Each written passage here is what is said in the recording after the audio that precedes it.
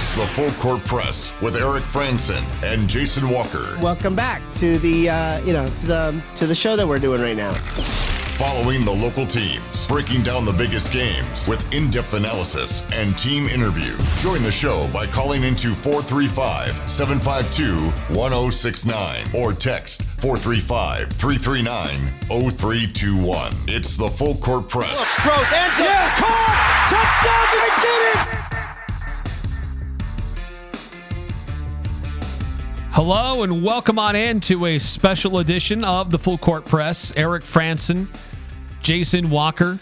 Jason is live in Lexington, although this is a podcast, so whenever you hear it, it's not live. It's not on the air, but we're still doing it. Yeah, not live anymore.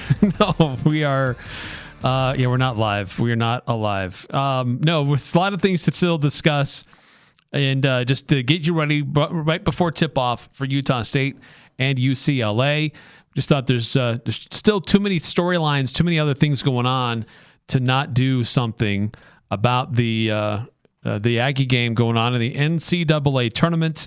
Aggies are back again, even with a different head coach.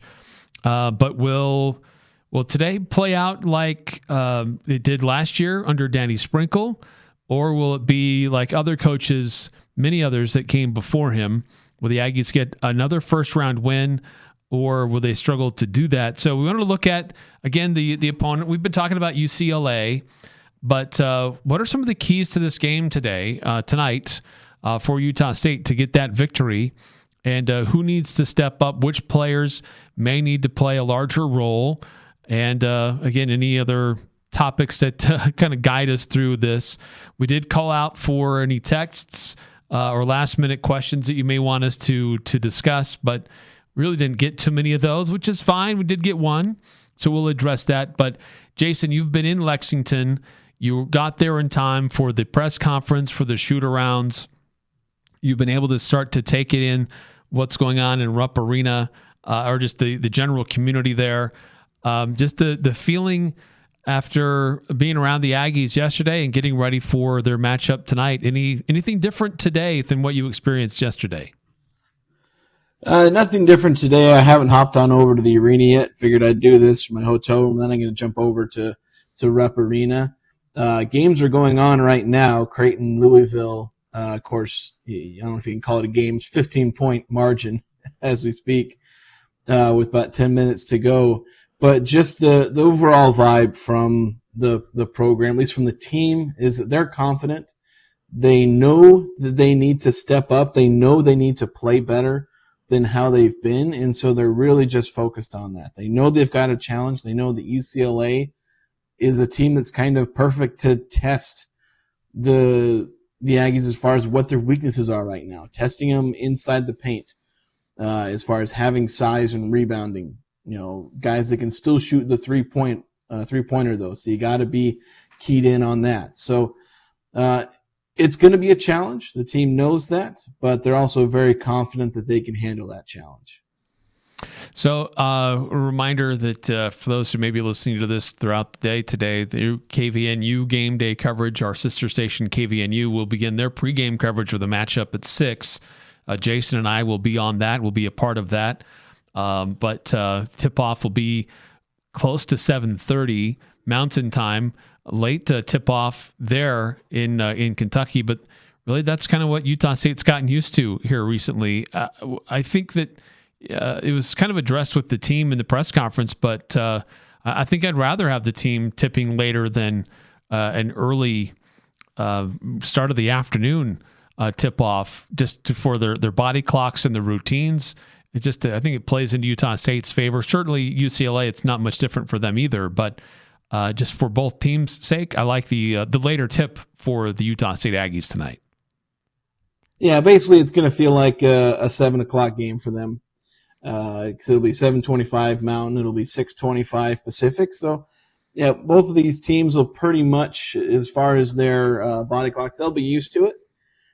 So it's not too drastic. I know I saw some comments about whether or not the time zone difference could be big for UCLA since they're Pacific time and they're all the way on the East Coast.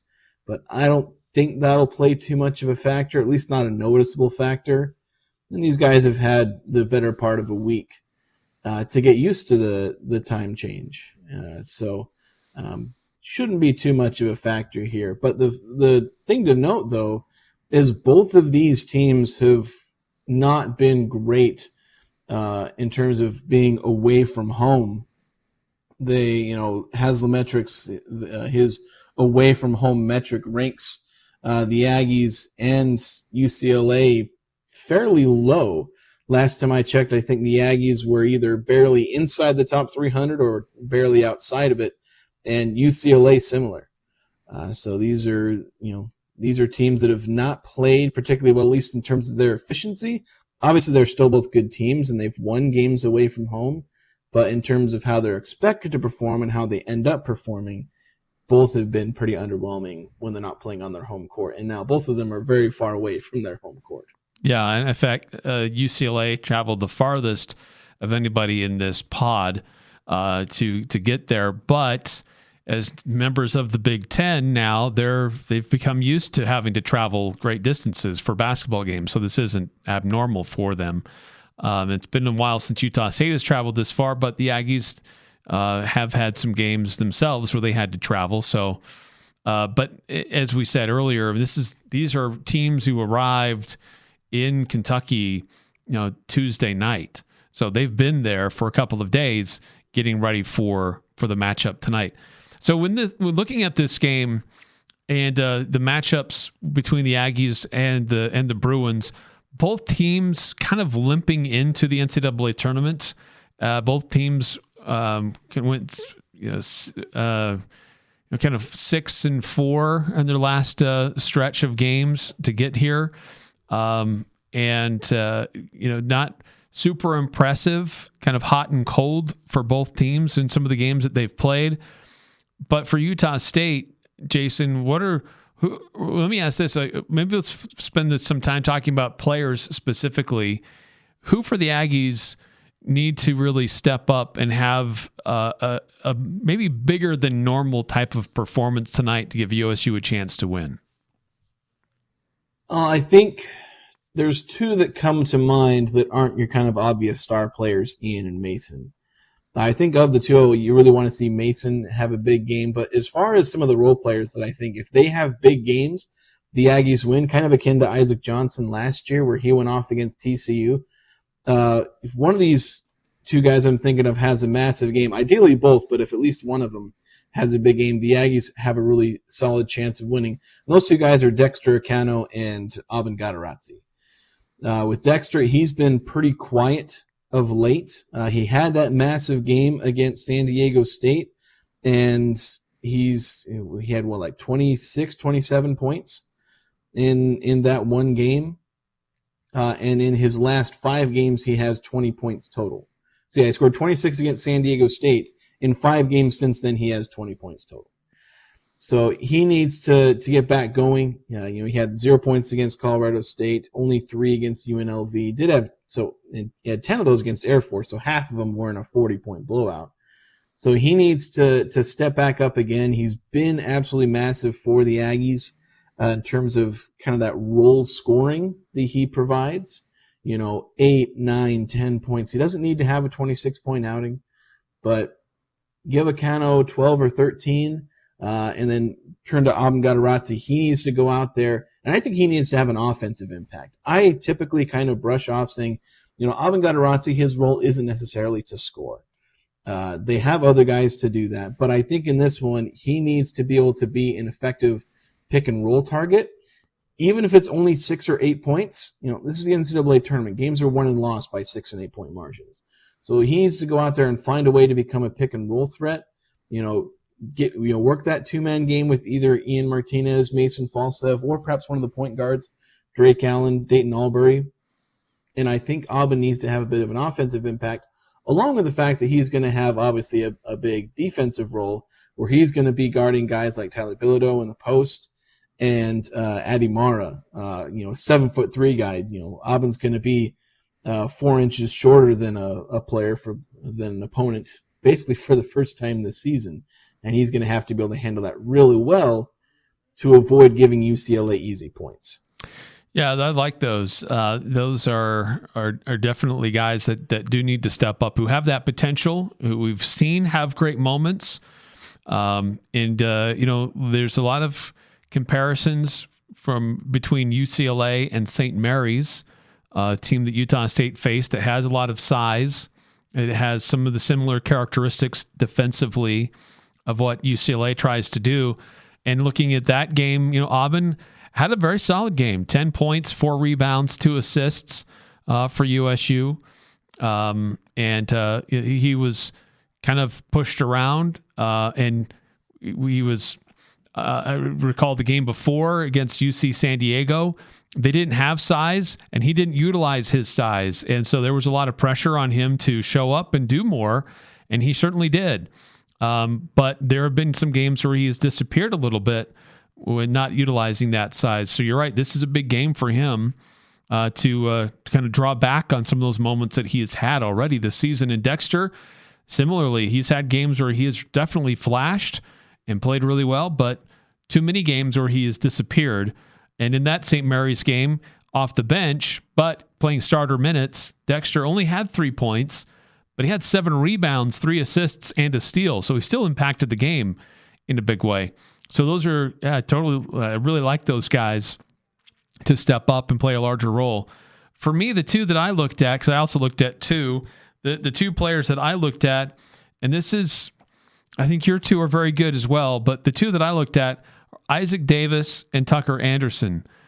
I really like the trajectory that Davis is on, and just the physicality that he brings. And he's maybe a little unexperienced offensively. He's a little raw, but I think having him step up and play a large role to help push guys around or clear space is going to play a big role for Utah State today. At least it can. And then Tucker, similarly, utilize his size and his length, but also his outside shooting. Utah State needs to be able to hit outside shots in this game. And Tucker really needs to be one of those guys that hits from beyond the arc to stretch the floor and give Utah State some more scoring from someone besides Ian and Mason. Yeah, as I think you hit it earlier, saying that Utah State needs to be able to hit some outside shots. I don't really see a world in which the Aggies make only 5 or 6 3-pointers and still win this game unless they have just an absurdly great offensive game.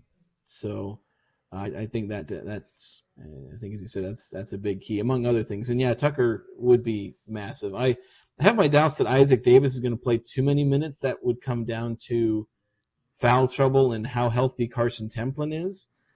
But it is interesting because as you pointed out, he's on a bit of an interesting trajectory where he's really starting to show more of the positive flashes and fewer of the true freshman moments that you see from true freshmen. Yeah. And one of the reasons why I highlight Isaac Davis is because I am concerned about Carson's health.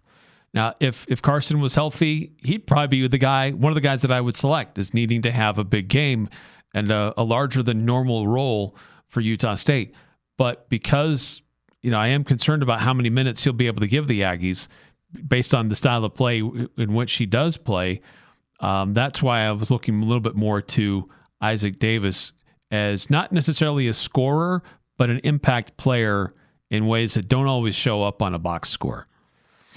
Well, and to be honest, for the same reasons, that's why I kind of lean toward Aubin Gadarazzi. Is like, I'm not sure Carson's going to be able to play as much, and so I feel like Aubin's going to be shouldering a bit more load instead of the roughly 20-20 minute split that they usually aim for, one getting slightly more, one getting slightly less, depending on the game and who has the hot hand.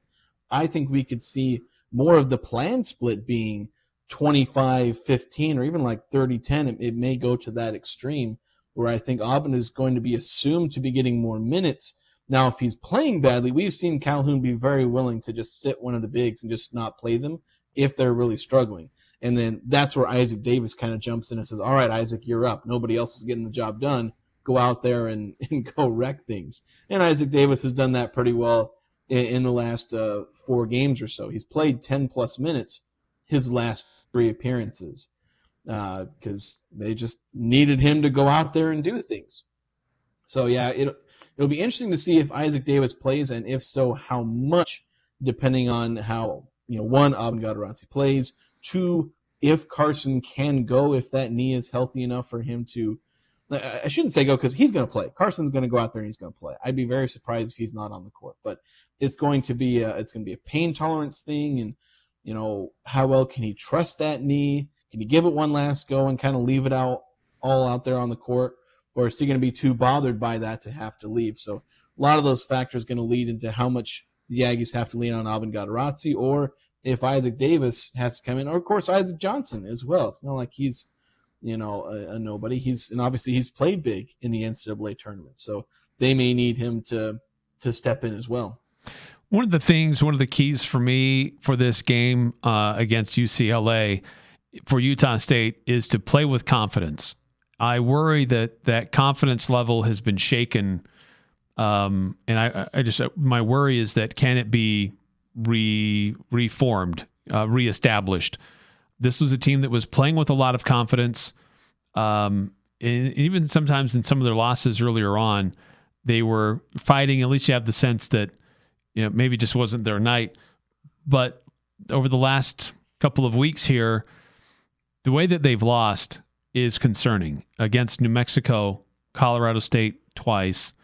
Now, the team fought their way back valiantly in the second half in the Mountain West Conference tournament, but there are some things that do concern me about the confidence level of this team, and how much can Coach Calhoun restore of some of that lost confidence, or at least shaken confidence coming into the matchup tonight.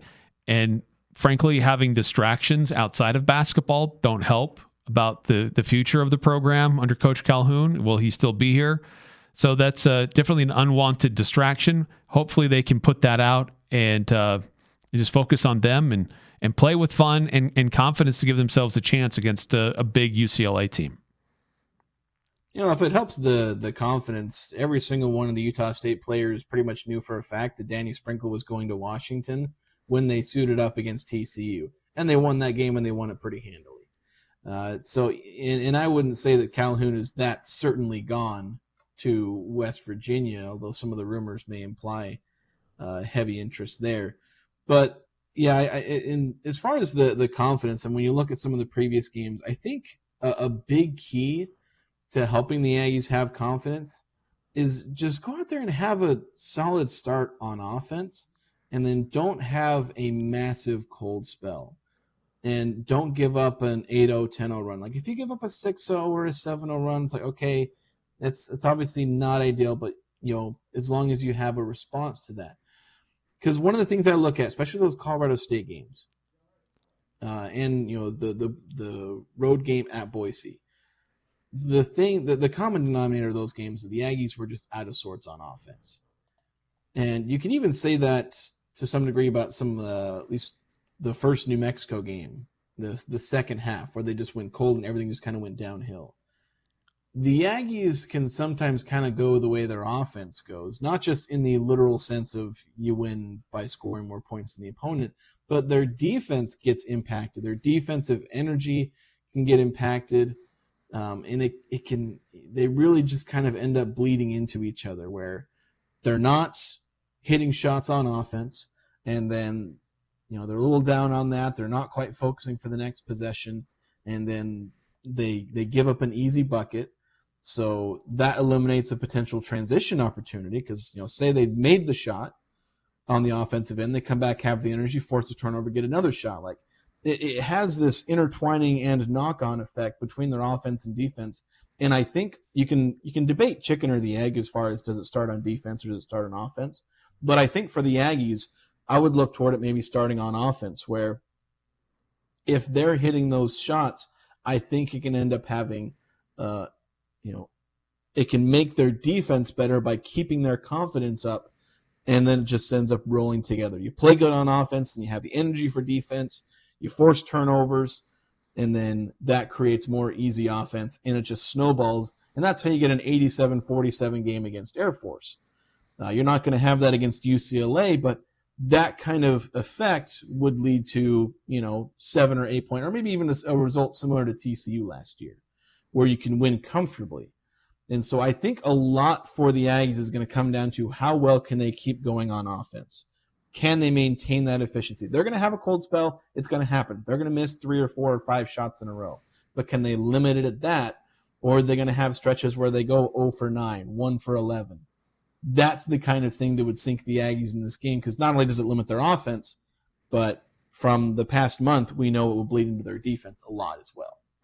Yeah, one of the other things for me to look at is just the rebounding that in this game. UCLA has size. Their best players, Bilodeau and Daly, they're 6'9" and 6'8" respectively. They've got that 7'3" player that comes off the bench. Though I wonder that if he's the attention given to him has been a little bit outsized, overweighted, because he doesn't play that many minutes. But in times where he does play, get into 10, 12 minutes off the bench, they are, if I'm not mistaken, I think they're undefeated when he plays 12, 13 minutes a game.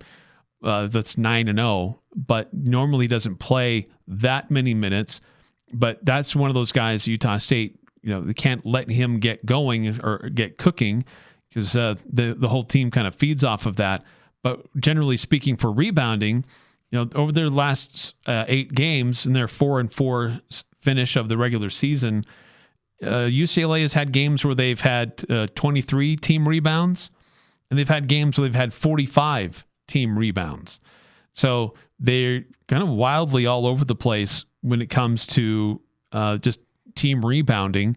But this is a team that is very capable with their size to grab some rebounds and give themselves second chance opportunities. And that is a concern for me in this game. That's one of the keys, is Utah State cannot allow too many second chance opportunities. I don't think you can totally eliminate it, but you have to limit it. And Utah State has had stretches where rebounding was a struggle, but it was a point of focus, and they started to improve on that, and they've gotten better in the rebounding department.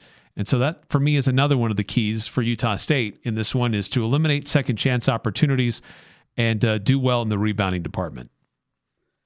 Yeah, I think UCLA, they're not like an elite offensive rebounding team. They're just inside the top 100 in offensive rebounding percentage. And then their defensive rebounding percentage, they're just outside the top 150. So they're not this elite rebounding team, even if you factor in the fact that, they're going to get fewer rebounds because they force more turnovers. But factor that out, you're looking at the percentages. They're still, above average in offensive rebounding and about average in defensive rebounding. But there's also a team that played in the Big Ten, and I think they're going to identify Utah State's sometimes weakness in rebounding. Some days it's a weakness for the Aggies. Some days they step up to the challenge. But I think UCLA could end up having, people might just look at the raw numbers and say, okay, UCLA, based on the percentages, may not be able to bully the Aggies on the boards. But I think, given the quality of opponent, UCLA is they're at least going to have a chance to have a bit of a surprise dominant rebounding performance. That could be another massive problem for the Aggies, because if they manage to slow down UCLA's offense, where UCLA can have some of their worst games, pretty much all of their worst games, I think it was 3 out of their worst 4 shooting nights, and 4 out of their worst 5, 3 of their 4 worst shooting nights were neutral site games, and then there's a 4th one in the bottom 5 that was a road game. So they have a lot of bad shooting nights on the road, and given the nature of the NCAA tournament and just kind of tournament basketball in general, teams can just have a bad shooting night because they're not used to the venue, or the warm-up schedule was different. That could happen to UCLA, but if they manage to overcome that by getting offensive rebounds, that could spell game over for the Aggies. So the battle of the bigs will be pretty interesting. Last key from me on this would be to, and I think you've kind of alluded to this as well, but to play with pace. UCLA, they've got a bigger lineup, but they like to slow things down. They like to take things late in the shot clock for them offensively.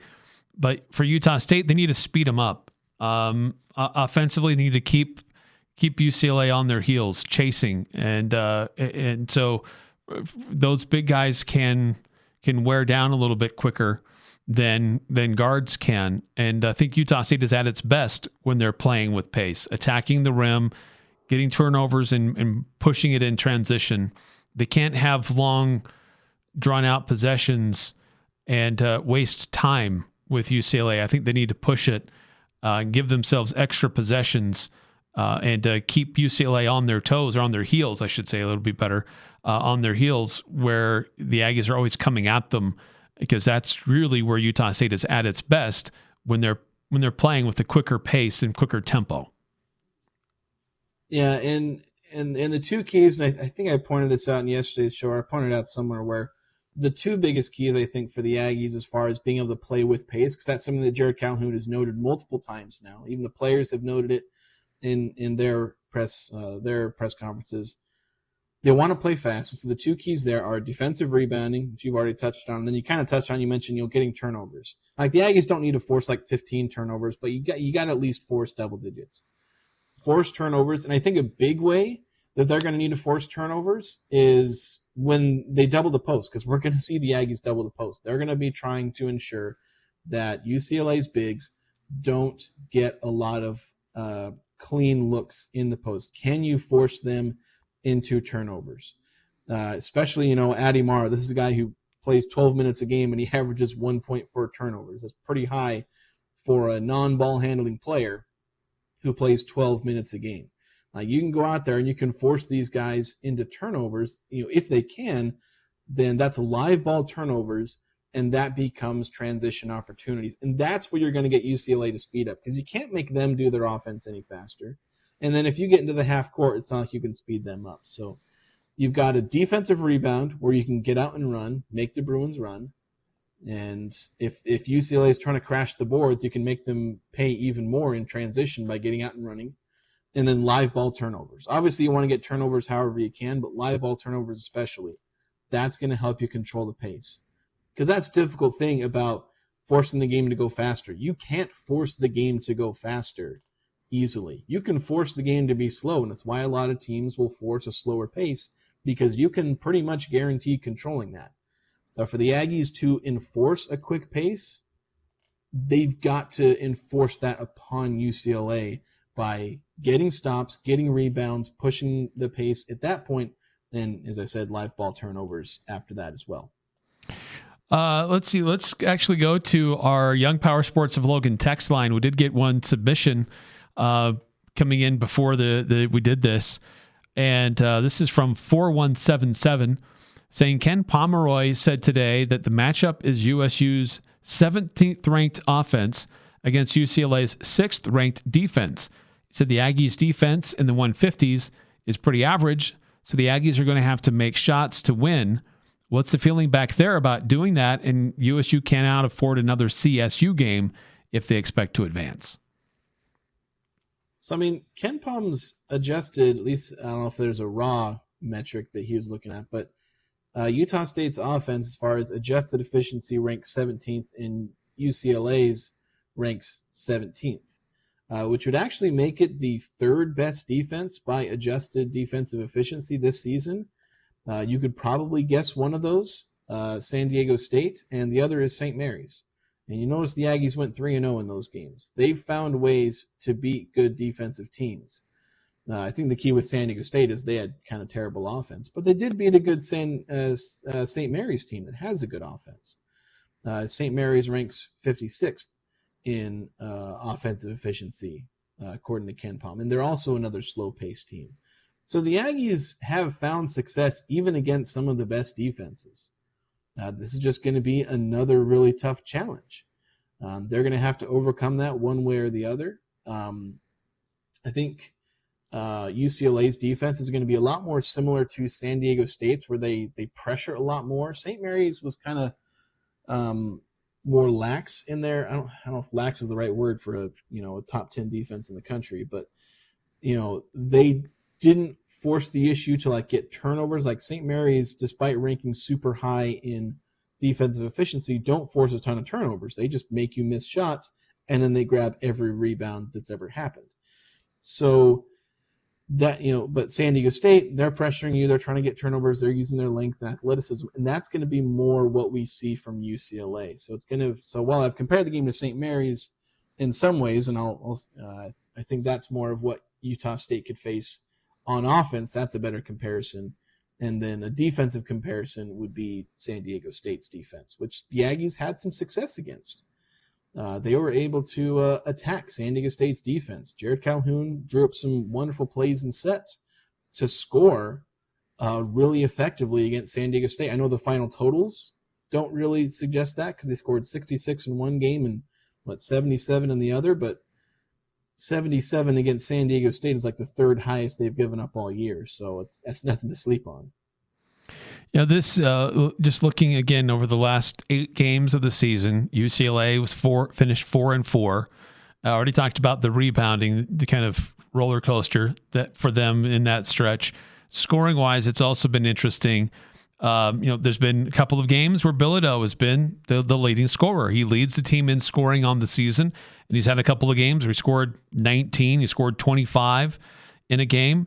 But then there's been some games where Daly was a leading guy. He scored 20, he scored 25 in another one. But they've also had some games where it's kind of balanced scoring. A couple different guys off the bench contributing 12 to 15 points.